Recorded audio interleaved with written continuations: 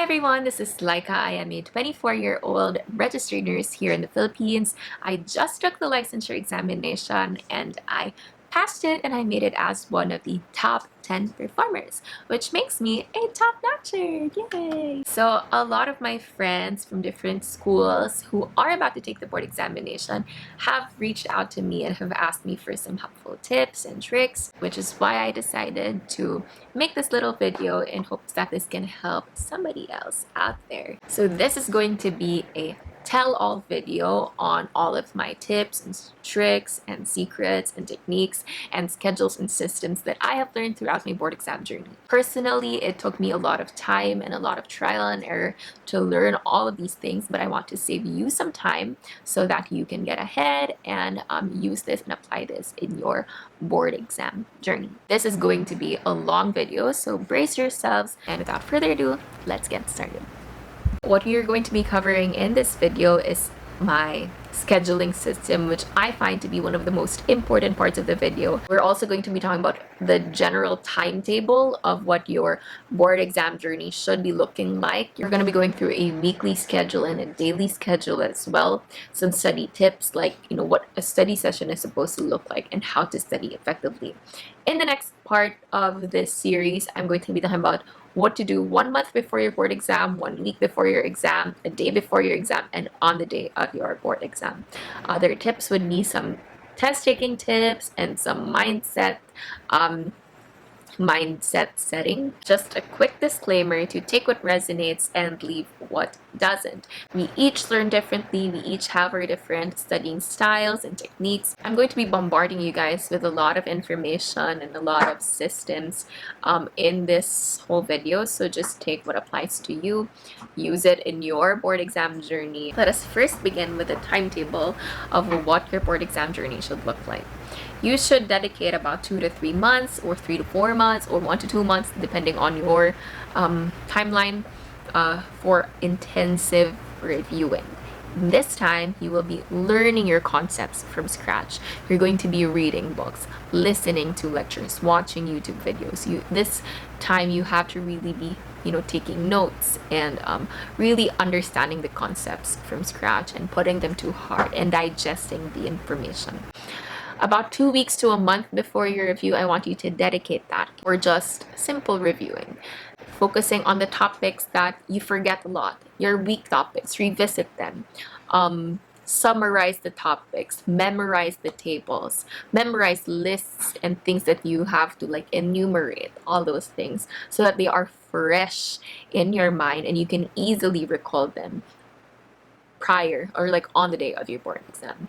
Okay? So I think one of the most anxiety-inducing things during the board exam is just the scope of the board exam. There are so many subjects, so many topics to cover. Okay, and I did not know where to start. I did not know what to cover, if I was behind, if I was missing some topics, and I did not like that. So I have devised a little system. Usually this is what people do, and this is what I did during the earlier parts of my board exam sessions. For 1 week, I would study CHN. The next week, I'd study CD, or communicable diseases. On the 3rd week, I'd study OB. On the 4th week, I'd study pedia. I'm not saying that this is not useful, because this has worked for other people, but personally for me, when I'm studying pedia or when I'm studying OB already, I forget last week's topics. There are so many details that I have already missed, so many details that I have already forgotten, and I did not like that. That did not sit with me well, because I'm like, I already studied this, why am I forgetting these things? I did not like that. So instead, I devised a system around spaced repetition. This is what I personally did. Every Monday, I would do a little bit of CH, and during Monday afternoon, I would do a little bit of communicable diseases. On Tuesday, I would do a little bit of OB, and in the afternoon, I'd do a little bit of pedia. On Wednesday, MedSurg 1, MedSurg 2. I divided MedSurg into 3 because there's too many systems, and on Thursday, I do the 3rd part of MedSurg and a little bit of Funda. On Friday, I did a little bit of Palmer, and on Friday afternoon, I did a little bit of psychiatric nursing. What are the benefits as to doing it this way that I personally experience? First is you don't leave any subject behind, because you do a little bit of each subject every week and you just grow that knowledge every week. In the old system that I was doing, I would be doing CHN and I'd be done with communicable diseases, and I'd be done with OB, and I'd be done with pedia. But then I'd be so worried about everything I did not know about medical surgical nursing and everything I did not know about psychiatric nursing. So what's good about this is you get a little bit of every subject and you solidify that. So whether or not you finish your entire coverage, but at least you know a little bit of something in each. You're not zero in knowledge for every subject. You don't easily forget what you learn because you're prompted to remember it every week and you build on last week's knowledge. So for example, for this week, for communicable diseases, I study dengue. I study all of its diagnostics, all of its signs and symptoms, what I'm supposed to be doing as a nurse, etc. For communicable diseases, next Monday, I study about malaria. While I'm studying malaria, it helps me remember, like, oh nga, no, like, what is the difference of malaria and dengue? What are their differences in diagnostics? How do they present differently? How can you determine the differences in the fever of malaria versus the fever of dengue? So it helps you remember dengue again.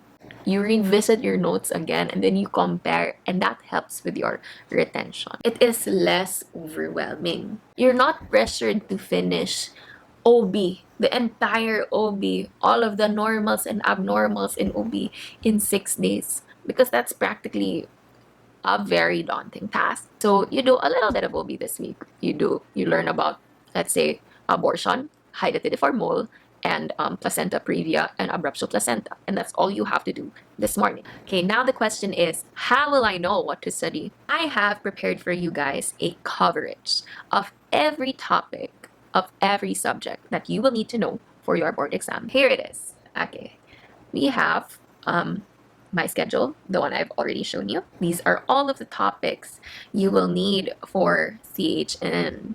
And don't worry, don't get so intimidated because I made that as specific as possible. Okay, for CD, you also have this for OB, for pedia, for MedSurg, for MedSurg 2, MedSurg 3, Funda, Palmer, and Psychia.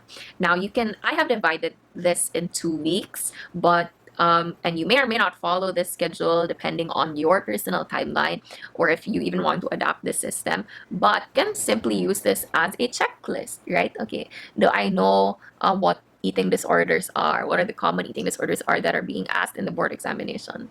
Okay, if yes, then yes. Then you can see, hala, I don't really know much about schizophrenia yet. Okay, so then you have to revisit that. You can just merely use this as a checklist, but I hope that this whole spreadsheet can be very useful for you. How to use this really subject. So for example, I told you we do a little bit of CHN this week. It's your first week of studying. So you go to the CHN page and you go like, what do I have to study for the first week of CHN? You have to study clients of CHN, COPAR, and the Department of Health. Now, how would you study in each study session? I've broken it down into 3 parts. First, understand, read on the topics. Number 2, memorize, answer Anki. I'll explain that later. And number 3, practice, answer board exam questions. Number 1, read on topics. My dilemma when I was reviewing for the board exam was that, should I be reading the topics from the mother books like Piliteri and Cozier? Should I be memorizing all those things? The answer for me, personally, is no. Because you don't have to go in depth. You don't have to go in so much detail. You will need references that are summarized, that are succinct, and that are parang compact. And these are the references that I personally used in my board exam journey. A lot of this I learned, these are some tips that I learned from Chris Vince Tombok, who was the November 2023 PNLE top 1. Okay, so first reference for CHN and communicable diseases is public health nursing. Okay, so you can find this as a very small book. You can buy this on Shopee. For MedSurg, obstetric nursing, and pediatric nursing, I bought some Saunders You can also get this on Shopee. It's been very useful because it's very like summarized yung topics. Next is you can buy this then on Shopee. You can even get just like a PDF of this. This is Med-Surg Success. So it's simply just questions, but they have good rationales, and their questions are organized into different topics and diseases, I think. Yeah. You can also get this on Shopee. So this is by Doc Udan, who is the author of the book. She has a lot of techniques and strategies, mga one-liners. So review center notes are very, very useful because this is their bread and butter. They do this twice a year. So they know what specific topics are usually tested on board examinations, what information per disease is important for you to know as a new level nurse. Okay, this is trust your review centers because they know what they're talking about. I personally went and enrolled in top rank, but there are a lot of good review centers out there that a lot of people can recommend to you. For those moments where like, oh my gosh, I really don't understand this topic, I didn't really understand the lecture, and I can't ask the lecturer to repeat it, and I didn't really fully understand it from the book, you can always visit YouTube. There are so many different channels and so many great lectures on YouTube that will explain topics. They will dumb it down for you. And one of my favorite ones is registerednursern.com. So after you've done your reading for that day, number 2 is to do Anki. Now, a lot of you will be asking, what's Anki? What is that? Okay. Anki, you guys, this is an app. Okay, but it's a very special app and it's very close to my heart. I love it so much. It is an active recall and spaced repetition flashcard system. Oh my gosh, what does that mean? Other flashcard apps naman, they're like, you create your own flashcards and then you test yourself on it, but Anki has a very special algorithm. It keeps showing you the ones that you keep getting wrong. So for example, this is what it does. This is an example of a flashcard on Anki. Then I click press. If that is correct, if I said that correctly, then I will click either good if I found it good. If I found that hard, it'll show it to me again in 2 days. And if I found it again, like, I got it completely wrong, I have to answer that again, I'll show it to me in less than 10 minutes. So I will explain to you, this is the forgetting curve, which is the theory that Anki is based on. So on the day that you're sitting, on day 0, your retention is 100% because you remember everything you studied that day, right? You mastered, okay. In a few days, you forget and you lose some of those details. The flashcard shows it to you again, the system shows it to you again, then you remember it again. And then after a few days, you remember most of it, but you still lose some of it. You still forget some of it. So it shows you the flashcard again. And you remember more this time. You don't forget it so much, but then you still forget it eventually a little bit. So it shows you the flashcard again. And then you lose it again. You remember most of it na talaga, but you still lose a bit. So you have to show the flashcard again until the curve flattens. And the magic of Anki is that it stores it in your long-term memory. Yeah, it's a nice flashcard system. How will I apply that to nursing? Here is the most beautiful thing ever, is that I personally used Chris Vinstombok, who was the November 2023 PNLE Top 1. He used Anki in his review, and he shares those flashcards with incoming registered nurses. And I was one of those that used it. He gave it for free. It's in his Telegram. I will send the link somewhere. So all of the topics, he has an Anki deck for it. Now, here is why it is nice to be paired with my system, because my entire coverage system is based off of Chris Vinstombok's Anki deck. So for example, CHN over here, it says, diba, clients of CHN, COPAR, basic principles, phases of COPAR. So let's go to community health nursing. It says clients of CHN, basic principles of COPAR, phases of COPAR, DOH concepts, functions of DOH. While you're going through the Anki deck, you're checking these little boxes. That's what I personally did for my exam. So if Chris Vinstombok is watching this, I would just like to say a big thank you to you. You don't know how much you have helped me in my board exam journey and helping me pass and get my license, and also in topping the exam. So thank you, everybody. Say thank you to Crispin Stumbo.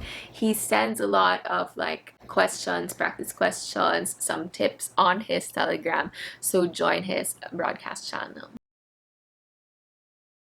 So once you're done with reading your topics, once you're done with answering your Anki and memorizing it, you go to answering board exam style questions. Now, where would you find board exam style questions? First, it's Quizlet, okay? There are a lot of different Quizlet decks that you can use. Number 2 is Nurse Labs as well. I really like Nurse Labs. They have really great content over there.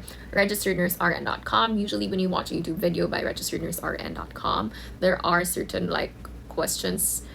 She has quizzes for that topic that you can access through her website. Review center questionnaires, like I said, trust these resources. Sample flow of what this day should look like for you. For example, today is a Wednesday. By 8 o'clock, okay, MedSurge 1. What should I'll look into my MedSurge page. MedSurge 1 page. What should I be studying today? Okay, for week 1 of MedSurge 1, I have to study basic concepts in cancer, warning signs of cancer, staging and grading, cancer prevention, treatment modalities, and surgery. So I get my handy dandy Saunders book. I find, okay, oncology. So I get my handy dandy Saunders and I read on the topics assigned for me today. And when I'm done with reading that, I go over to my little Anki deck. Okay, we go back. We go to cancer. So I'll be answering this Anki. Click, click, click, click, click, click, click, click, click, click, click, click, click, until I've memorized it and I've mastered it. And when I'm done with that, I'll click it. So when I'm done answering the Anki questions, I will go back and I'll go search on Nurse Labs or on Registered Nurse RN. So answer that. Here's about the last part of our first part of the ultimate guide. First is how to study effectively, specifically for a licensure examination. So if you're anything like me, when I'm studying in school, I would like to know every little detail, why this happens. I like to really understand the concepts. Why does this happen? How come? But then the problem with that is that you cannot go in depth for every single disease there is in the world. Really, in the board exam, the Board of Nursing does not expect you to know every single detail. It only expects you to know the most important findings, the most important information of that system, of that disease. So don't focus on depth. Focus on understanding and memorizing so that you can cover a big scope of all of the nursing knowledge you need to grasp for the board exam. For example, okay, so understanding over here, okay, this is why we do step 1 in our study steps. The 3-part study step is reading, right? So that you can understand. That's what you have this for, to understand, so you can have a good foundation. When it comes to questions that require analysis for case studies, okay, you will have a good foundational knowledge. There are really some questions in the board exam where you'll need to memorize. Okay, that's what your Anki is for, because Anki helps with long-term retention and memorization. For example, the legal basis for the PHC is the blank. This question, does it require memorizing or understanding? Syempre, memorizing, right? Because no matter what you do, if you do not know it, if you do not memorize it, you cannot analyze your way through this. You cannot deduce your way through this. There are no clues, context clues in this. You have to have this memorized. And if you answered your Anki well, if you were religious with your Anki, then you will remember this. A female client is undergoing tests for multiple myeloma. Diagnostic study findings in multiple myeloma include A, a decreased serum creatinine level, B, hypocalcemia, and C, Bence-Jones protein in the urine, and D, a low serum protein level. So this is asking for diagnostics. You may be able to deduce this if you understood like multiple myeloma and what happens, but it will be easier if you just memorize the most pathognomonic for multiple myeloma, which is letter C, Bence-Jones protein in the urine. And again, memorization is and understanding, but easier if you memorize it, if you answered your Anki well. Now, let's look at this other one. So what is the purpose of the procedure myringotomy? Purpose of the procedure myringotomy. This is the kind of question, does it require, okay, understanding or memorizing? in my opinion, you would need to understand it. Because if you memorize something, myringgotomy is the blah, blah, blah, blah, blah, then it's different ang words sa choices. It's not what you memorized. So you have to have it understood. You have to have understood what myringotomy is so that no matter how much they rephrase the questions, you can answer it. The most important information about that disease, I already explained. You don't need the depths. You don't need it. The COX-2 is converted into liver. You don't need that at all.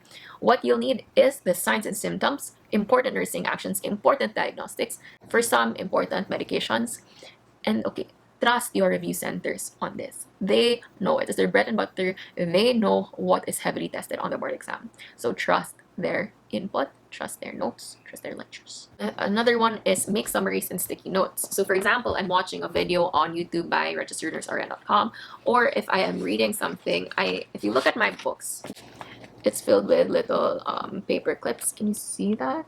Yeah, it's filled with paper clips over here. Can you see that?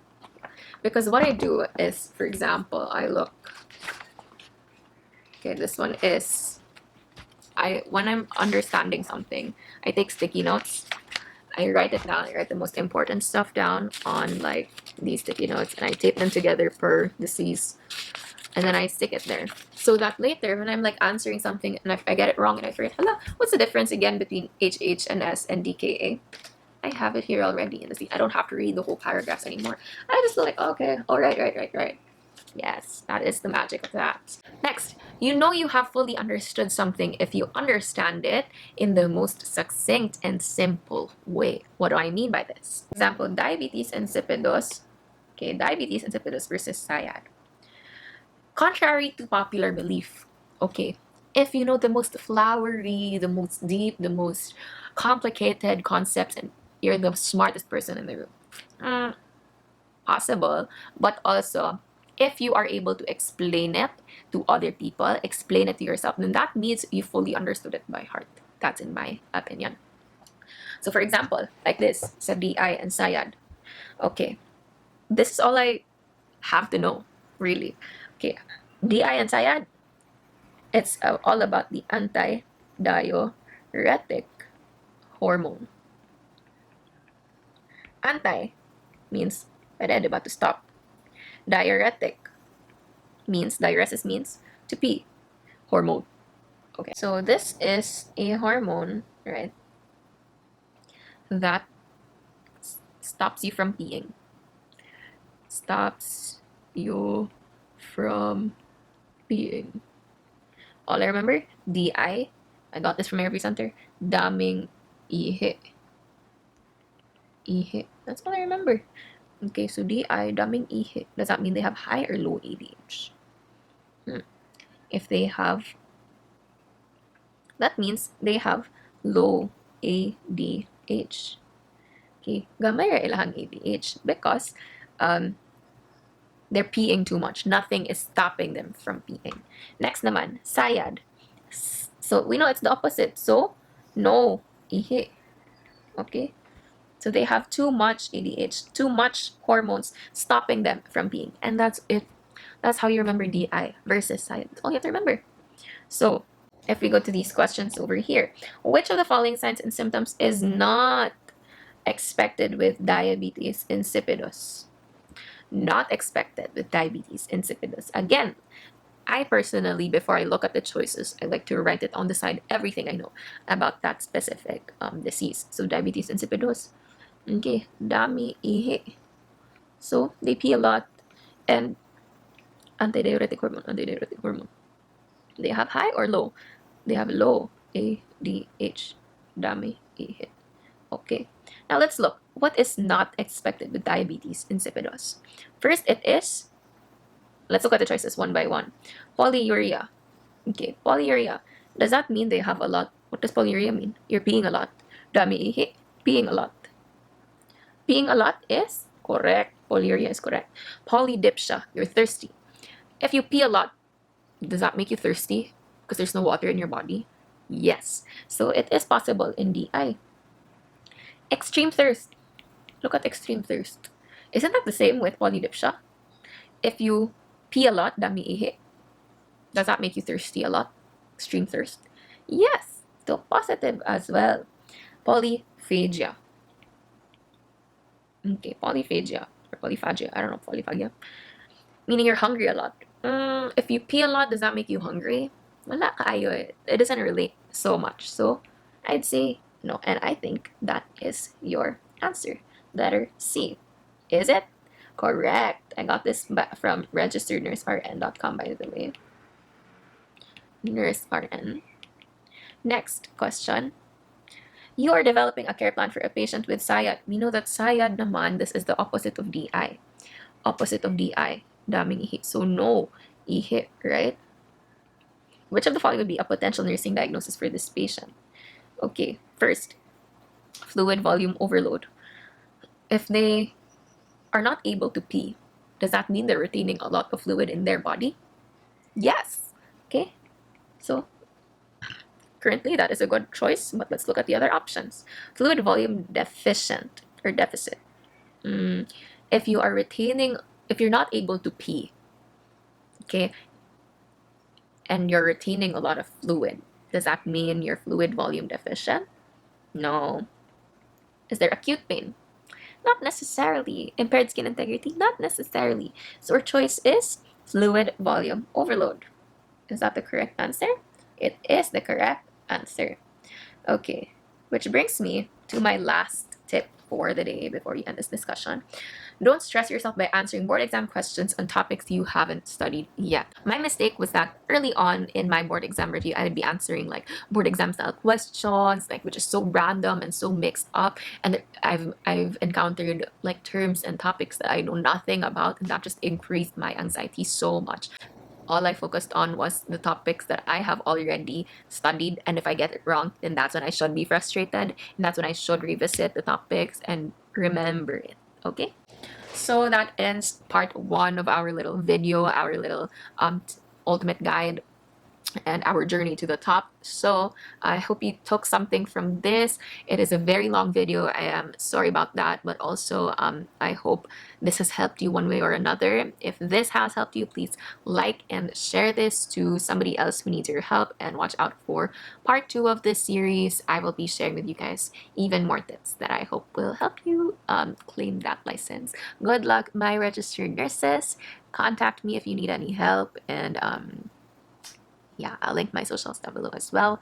And see you guys next time. God bless. I love you. The Lord is on your side. Mwah.